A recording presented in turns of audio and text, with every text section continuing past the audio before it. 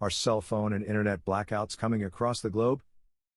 It was once unthinkable, but the incident with the Nord Stream 1 and 2 submarine pipelines highlighted another very serious issue. Russian social media accounts recalled, apparently not by accident, to post an uncomfortable globe map.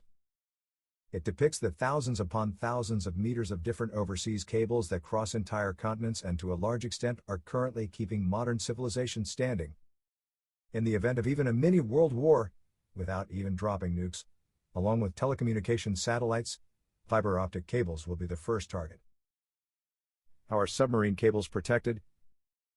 The entire world is highly dependent on undersea infrastructure, mainly cables through which the internet flows, but also energy transmission networks such as natural gas and oil pipelines.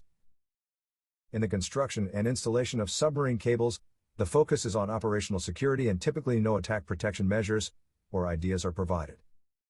This is also due to the fact that projects are usually not carried out by states, but by private companies, which are also responsible for safety. But even if one declares that cables and pipelines are critical infrastructure, it is not easy from a legal point of view how this could be regulated in international waters. It is also technically difficult to protect submarine cables across the surface as the undersea cables between the US and Europe are nearly 6,000 kilometers long.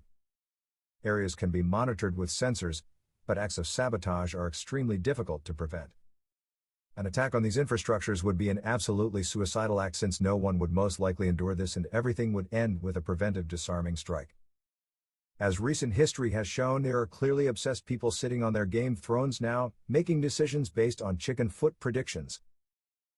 Blackouts are coming across Europe due to the energy crisis.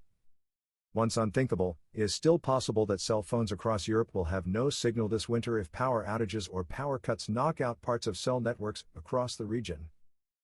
As reported by Reuters, several representatives of the telecommunications industry are already expressing concern that widespread power outages, or a reduction in the daily power supply time, will bring disruption to cell telephony services. This will happen since many European countries do not have enough backup systems to deal with major blackouts. In particular, Europe has almost 500,000 telecommunication towers, most of which have battery backups that can keep mobile antennas working for about 30 minutes an hour.